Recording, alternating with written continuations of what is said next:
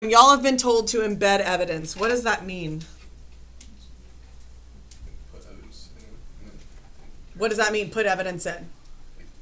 Justify what you're saying with evidence from the text. So you're just dropping a piece of evidence in there? Include it in a sentence and elaborate. Yeah, you put like a quote from the text and then put it into your argument. And that quote. No, we don't have to cite. So yes, you want to cite, but for our purposes, we don't have to cite the stuff that we're doing because everything is coming from the same piece. I know freshman year, my teacher, I had Miss Chumley, she had us like take the evidence that we needed and work it into our sentence and not just like take it straight from there and like add quotes and brackets. Yep. So embedding means this. Y'all might have heard it like called like blending, right? So embedding for us means the piece of text, the piece of evidence that you're going to use, plus your paraphrase of what's happening right before it. We provide context to our pieces of evidence, and then you make them fit together grammatically so that you can't tell where your words end and the author's words begin, right? And we're going to kind of do that. We're going to start with our quote and then work our way backwards, right?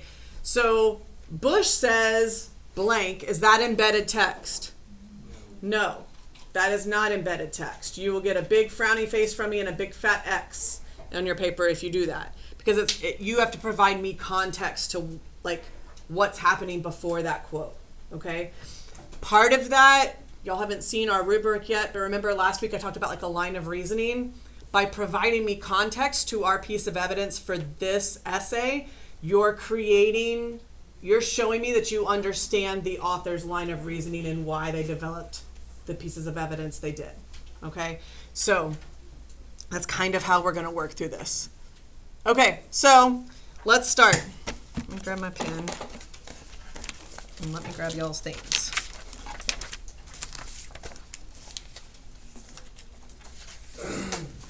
All right, so you picked up one of these, right? Moving from rhetorical devices to rhetorical choices. It's on the other side of transforming devices into choices. It's both of those, right? So what we're looking at is like these types of evidence are good. These are ways, we don't always have to name our evidence. Like I think in literature, y'all have named like allusions, imagery, metaphors, alliteration, diction, all those things. We don't necessarily have to name it. We just have to know what they're doing. And that's why those verbs will help kind of label what the choice is that the author is making. Notice that I did put down by diction. I don't ever for the life of ever want to hear you reference diction. Diction means word choice. An author uses words as opposed to cave drawings, pantomime, right? Authors use words. That's what authors use, yes? So when you pick diction, what you're ending up doing is you're just picking individual words from the passage and not using them in the way that they were intended. So we stay away from the idea of diction, okay? All right, let's jump out. We're going to start. So, my friends, this right here, we're going to start with Bush.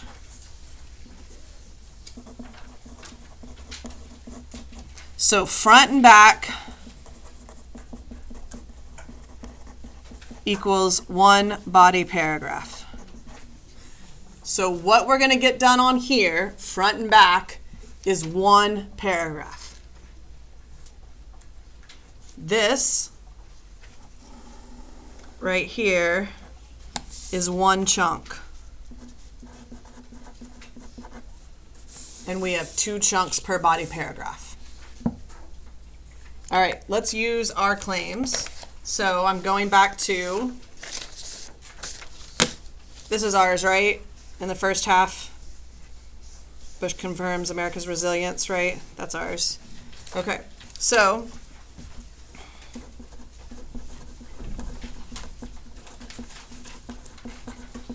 in the first half,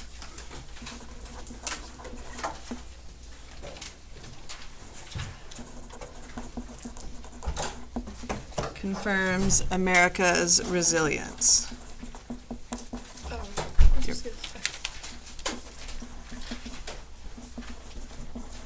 Okay, there's our claim. And we took out by addressing, right? Like we took that out when we talked the other day, like when we were talking about claims, like by addressing, we don't have to have that as long as we have, like, this is the big idea, the resilience. So your first piece of evidence, notice what I'm going to do is this is going to be our whole section. So I'm going to divide this in half. Down below, I'm going to take our first piece of evidence, which we marked as the victims were in airplanes, right? So I'm going to write that in here. And as we do this more, it'll become more natural to where you don't have to like write the quote first, then embed. You'll kind of start to do that on your own, but I want to kind of show you what our expectation is first.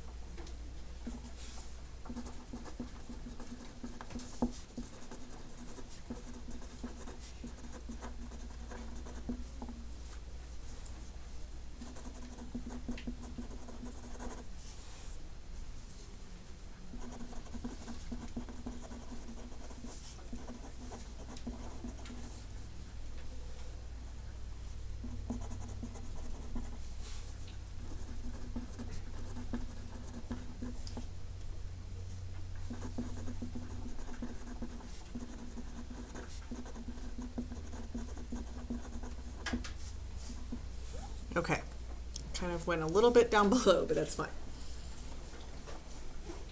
When you're done, look up so I know that we can move forward.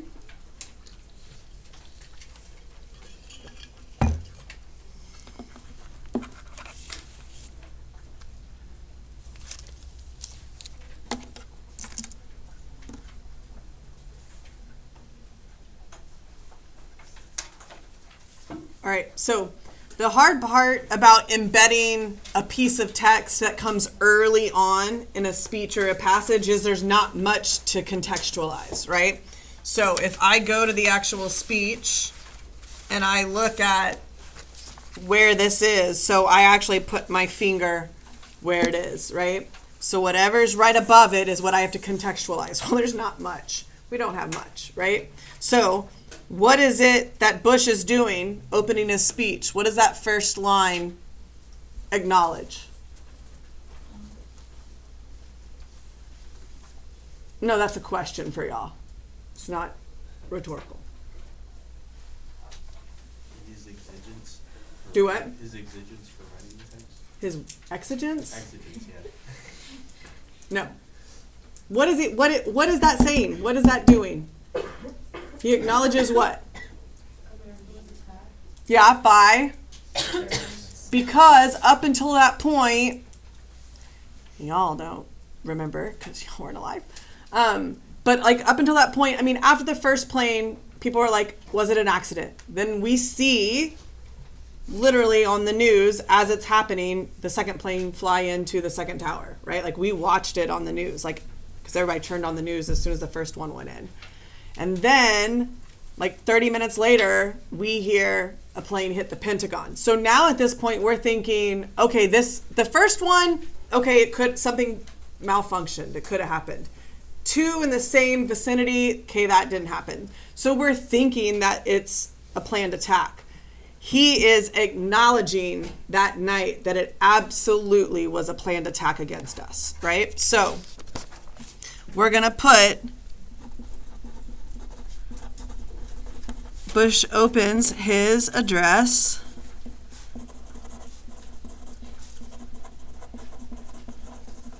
by acknowledging the day's events were a planned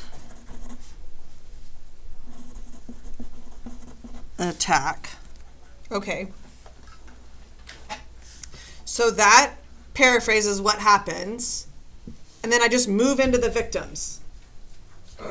How do I transition from this idea of Bush opens his address by acknowledging the day's events were a planned attack, the victims were in airplanes, like how do I move into that? I have to make those two things grammatically fit together. How do I do that?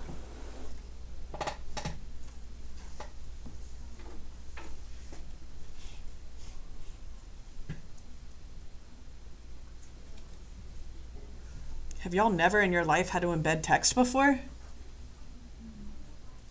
Does it have to be, it doesn't have to be the full quote, right? No, I mean, I think we like I would say in this whole thing, what did we say we liked? We said that we liked, it's inclusive, right? It's a list. So the list, even though it like they were in airplanes or in the offices, like the list kind of starts here, right? So we want to move into this. So you can just simply say, Bush opens his address by acknowledging the day's events were a planned attack and listing the victims as, quote, secretaries, businessmen, and women. So now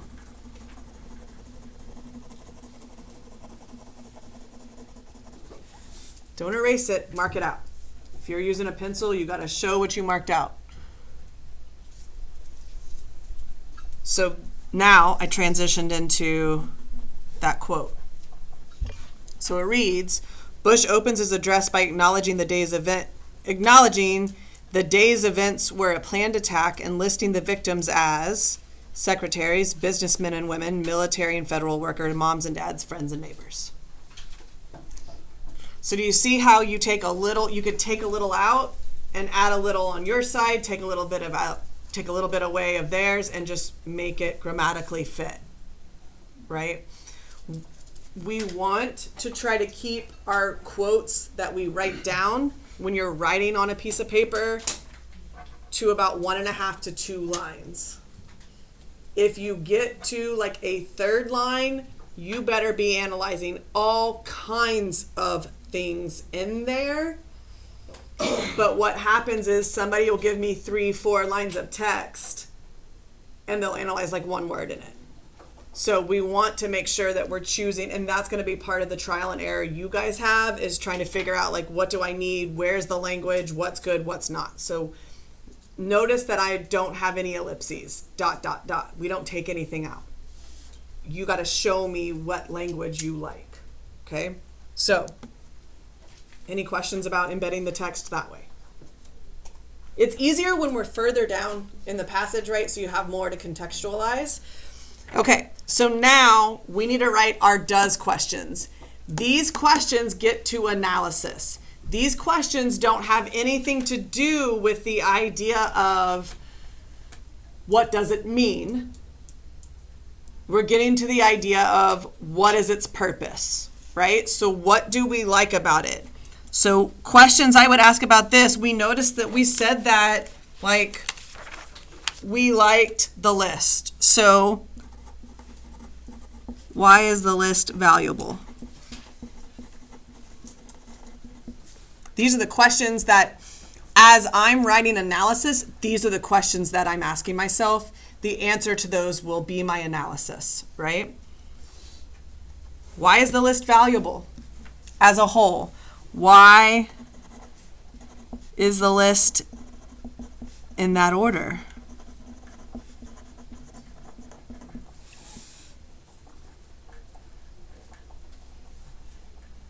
We put in there that we liked the conjunction.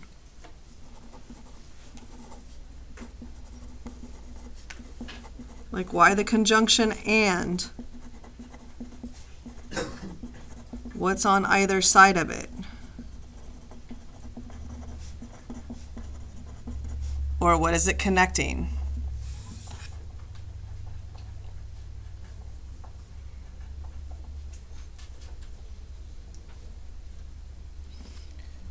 Some of the things that y'all wrote down that we like too is like what, like relatable. So why is this list relatable?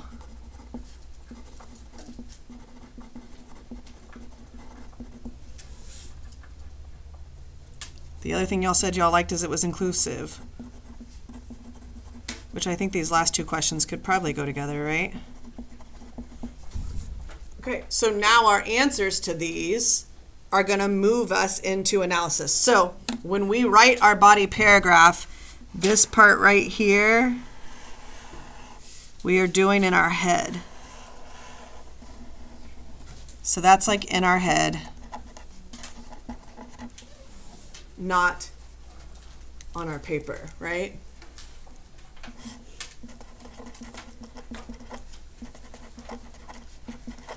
So it helps us to move into analysis and not summary.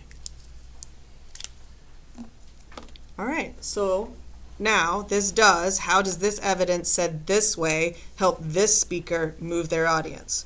So, and this is where I'll underline verbs with like 2 underlines to show like I'm not thinking about the verb right now that I'm choosing. I'm just trying to get my thoughts down, that if we had the opportunity, we'd go back and fix and use that marker verb sheet, right?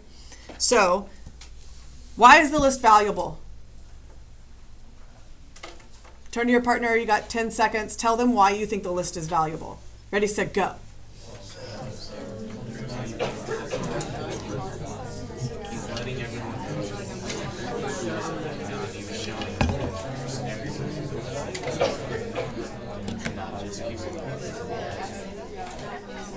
All right, tell me, why is the list valuable?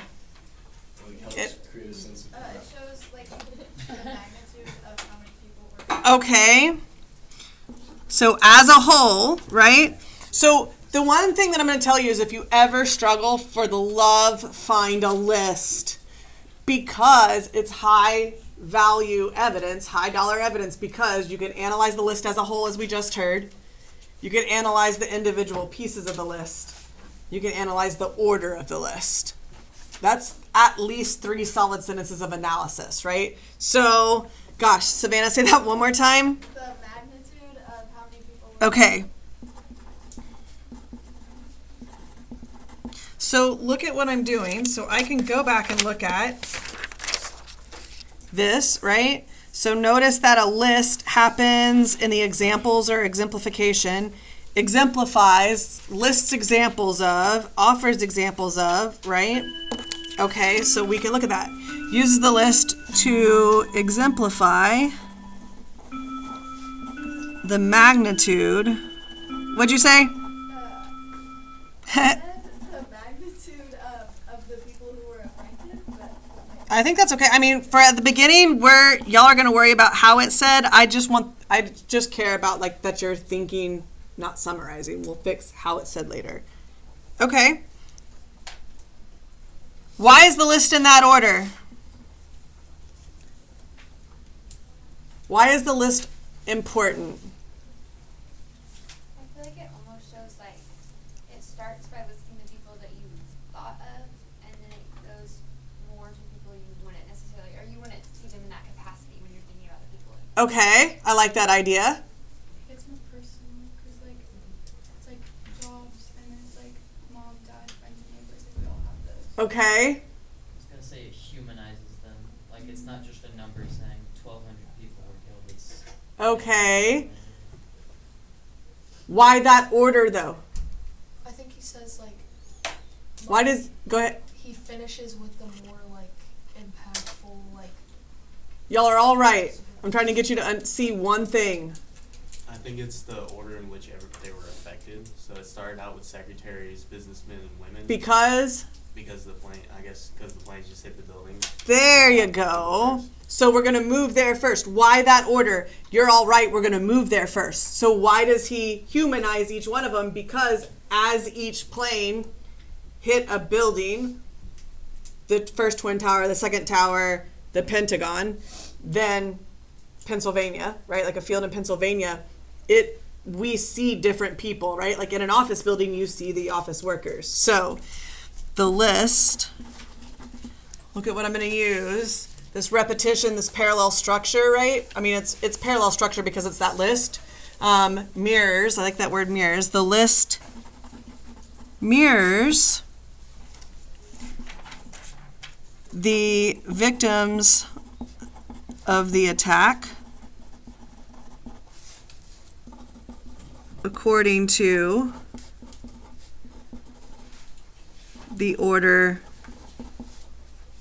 of the planes hitting the buildings and field.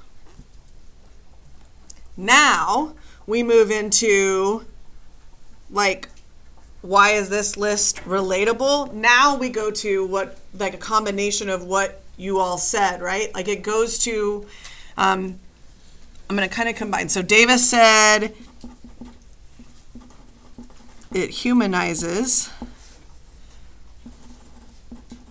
all the victims because it moves from what? Now, what did y'all say? Because it moves from Least to most personal, like, emotional. Yeah, I mean, it is more Intimacy. to what? Levels of intimacy. Oh my God, stop. Because it moves from, I can't just say it moves from levels of intimacy. It moves from what? I like that idea though, that's Descending awesome. Levels of intimacy. Say that again. Descending levels of intimacy. Ascending, right? Yeah, I guess. Okay, so it moves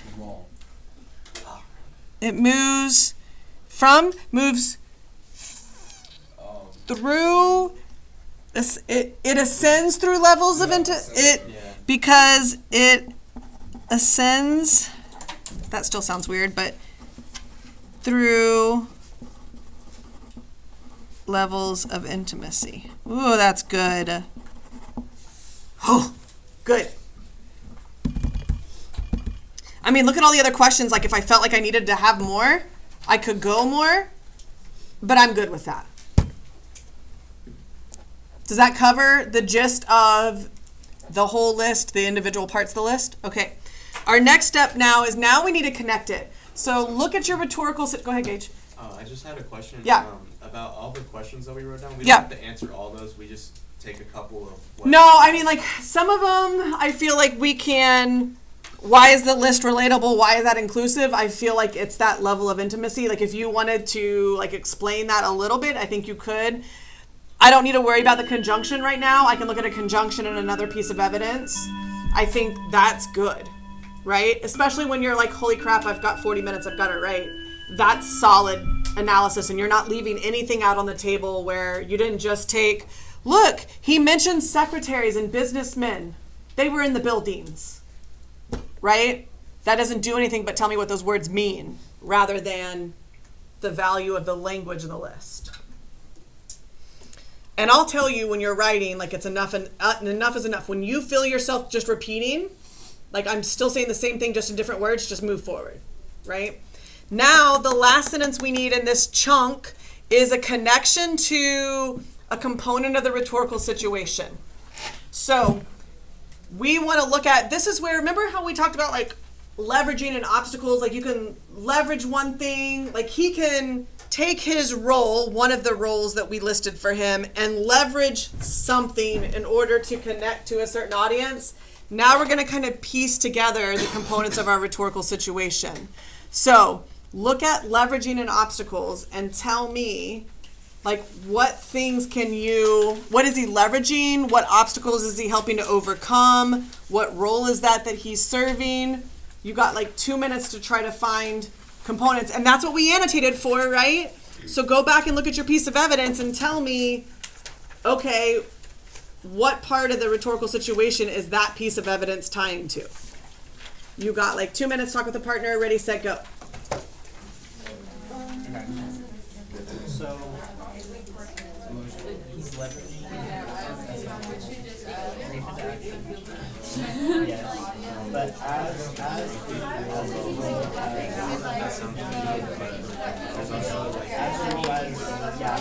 of the country, he's leveraging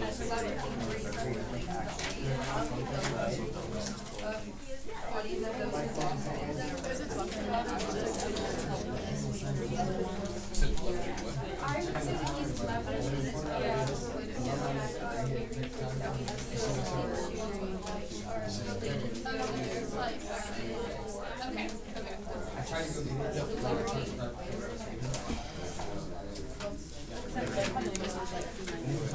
All right, talk to me. What are y'all pulling together? Well, for all my annotations, I already had something beside that quote, and I thought he was leveraging his relatability in connecting with the families affected. Okay, so good. What else? I agree. So his relatability, how? A president cannot relate to the common people, no matter how much they say our and we. That's not relating to the common people. What role is he taking on when he is like relating to the common people? A dad. Okay, so Bush leverages. Do you see how I'm going back to like the things that we described as the speaker, right? Leverages his role not only as the commander-in-chief,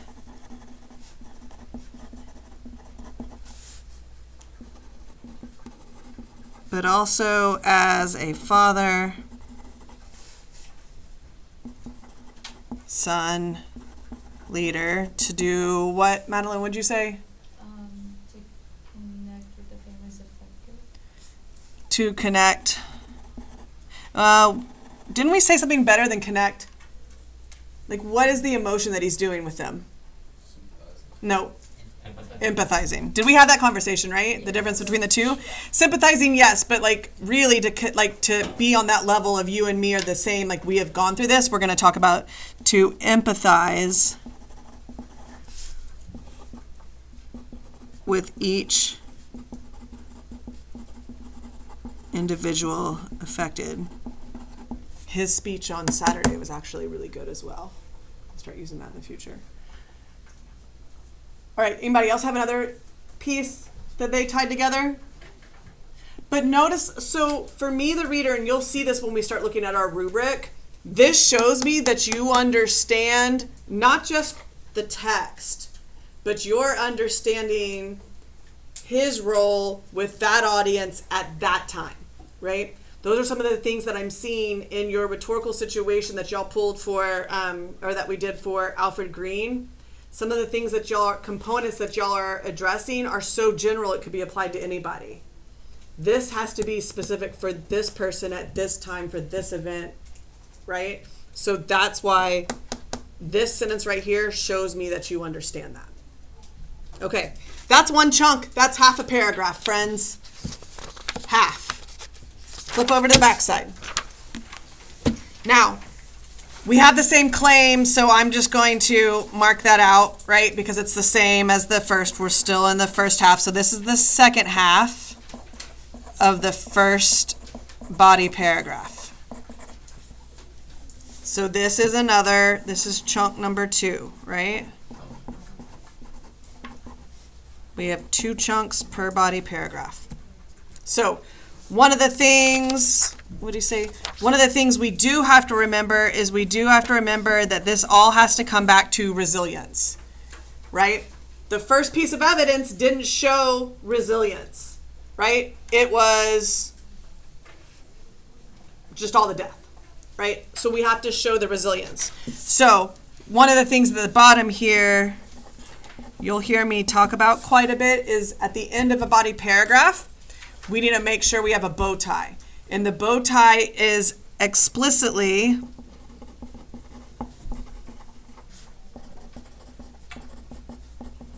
how does all this connect to our claim?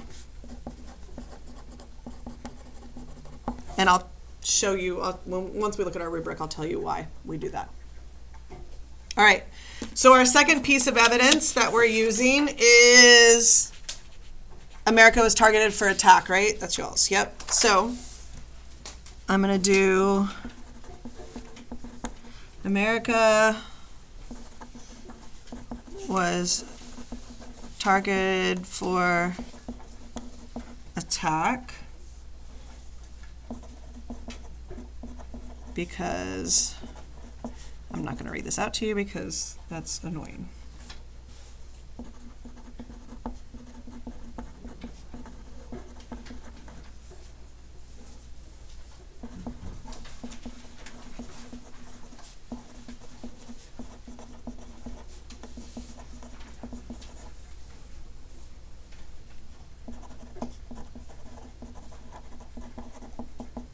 Okay.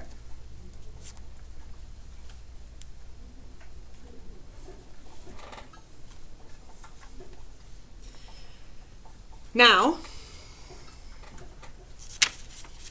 what's the next step? I found my piece of evidence. Now what do I have to do?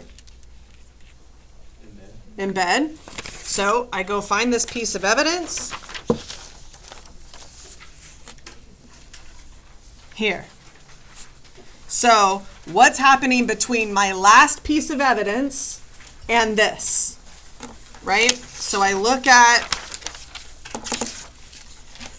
after we do the list, then he acknowledges our grief, right? The stages of grief. And then what does he do now?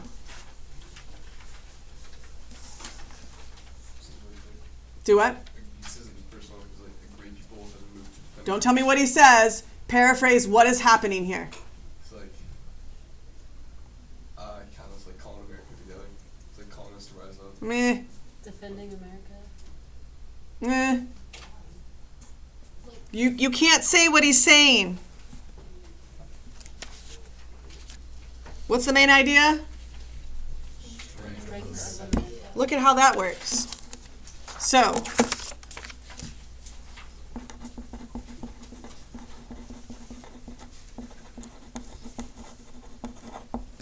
after acknowledging America's grief, and we can move into, this is where we can use our tone word a little bit, right? So I can make this an adverb. So we can say, after acknowledging America's grief, Bush, please notice, this is his last name. We don't call him George. You and George are not like this, okay? You and also Alfred, good old Alfie, like Alfred Green. Alfred pulled together the slave. No, we don't say anybody by their first name, okay? Like you, I wish somebody would call me Chansey. No, you don't call me Chansey, okay? Not until you're much older. Okay, after acknowledging America's grief, Bush, now I'm all lost. Bush confidently, see how I get my tone in there without saying, uses the tone of, right? Bush confidently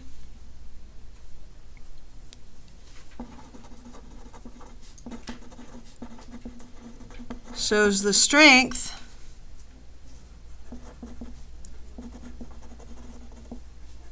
of, I'm going to say, the nation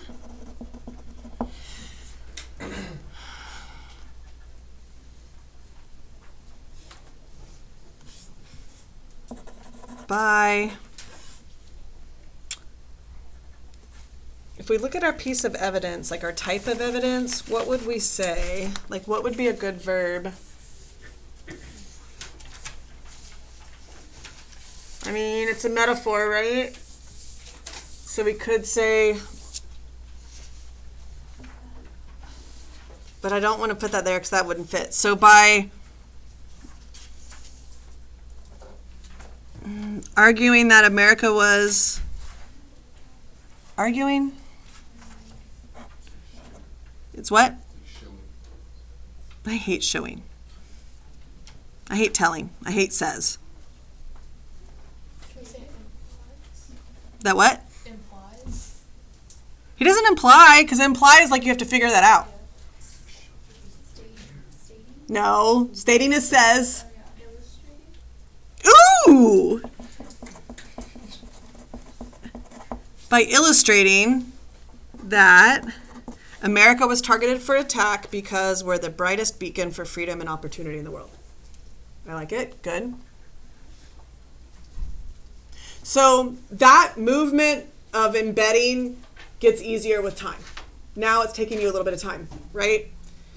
Don't get too hung up on this word. If you states comes the first one, just get into states and move forward. Once we go back and kind of have time to tweak, you can tweak stuff, okay? All right, so now what are our does questions? What do we like about this? So, what two things are compared?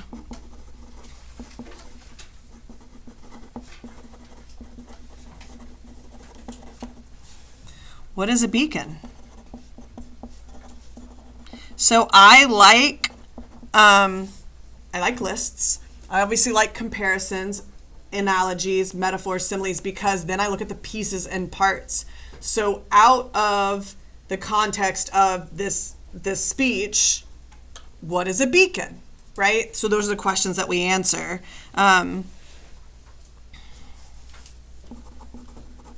Why or how is America a beacon?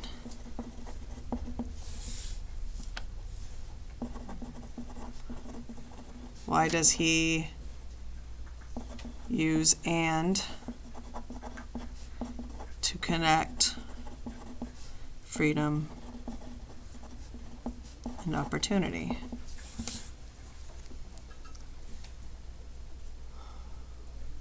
All right. What is a beacon?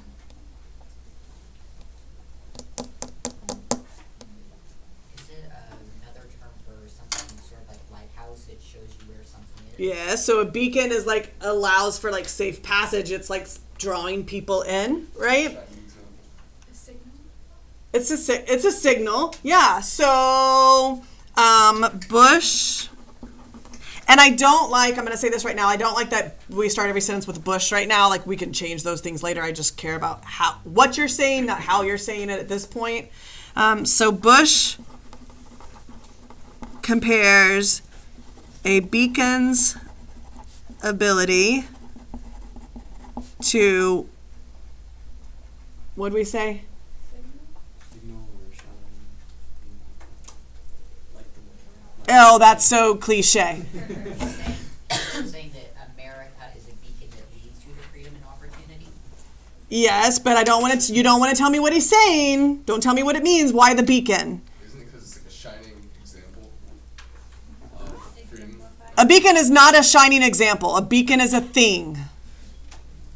What is a beacon's purpose? To light the way. Oh my God. To light the way. You're going to also learn that I hate cliches. To light the way, to paint a picture, to open a book, to don't judge a book by its cover. Like, those are all things that you'll say, like, you'll see UGG written on your paper. But a beacon's ability to do what? Lead. A beacon's ability to lead people to safety, right? To light the way. What I want you to hear is I want you to hear my sarcastic voice in your head when you go to write something and go, you can hear like my sarcasm in your head and go, no, no, no, I can't write that. Like, that's what I need for you to hear. So that in May on the exam, you're like, no, no, no, I don't want Miss Smith I don't need that voice. Okay. Bush compares a beacon's ability to lead people to safety to America's. Now we can talk symbolically. How does a beacon represent America? Why are we a beacon for freedom and opportunity? So America's history is a freedom. Okay, so safety to America's history of what? History is a free haven. God, you're freaking smart.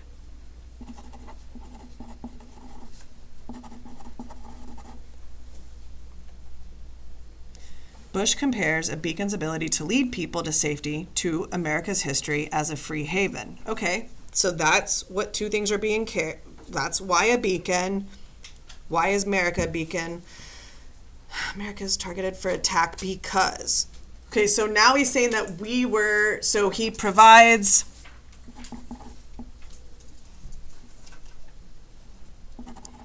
he believes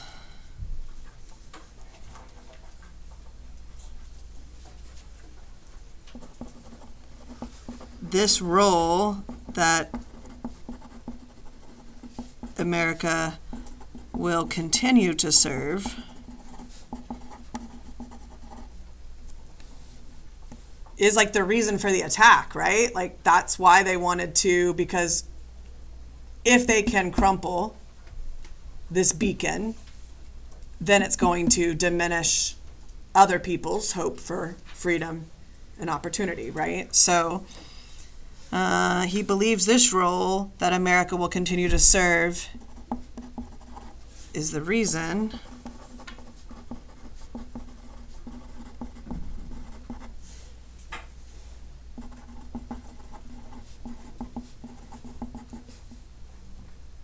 it will diminish the hope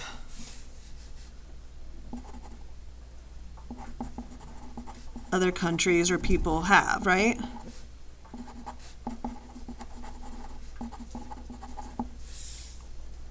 That's why the beacon.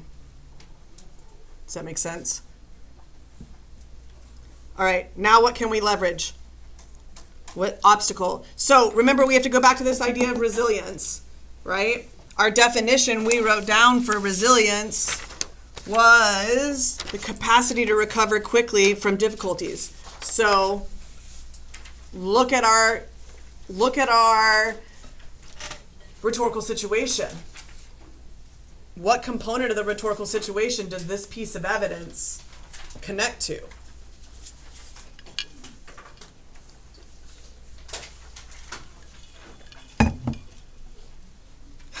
I see a couple of people go, and then you stop. Are we saying it yet? Go for it. Well, we wrote down that he's leveraging patriotism. Okay, why? So, and y'all wrote this in the green thing. Alfred Green. Alfred Green leverages patriotism. My friends, there's no freaking patriotism when brother is fighting brother in the civil freaking war. There's no patriotism there. There's patriotism here because as a nation we were attacked. Does that make sense? So, Bush leverages our nation's patriotism because why are we all uniting? What is bringing us together? Do what? Okay. Okay. Of what? Okay. From who? So we are all united because of our fear of the enemy, right? Or our hatred of one single enemy, right? So Bush leverages our nation's patriotism because we are united together against one common enemy. Now I need a bow tie. How does this show resilience, right? I'm going to use the definition. Our capacity to recover quickly from difficulties is what has made America has what? Resilient. I mean, that is the definition of resilient, right? Our capacity to recover quickly from difficulties is what has made America. You say strong. No, I mean, like, I'm not saying like that characteristic, but like our role in the world. Oh, as the beacon. No, No, can't. I'm not saying that as an Like as a superpower, right? Like, is what has made America a superpower. Yeah, I mean a global superpower. Yeah. Yeah. That, my friends, is not America.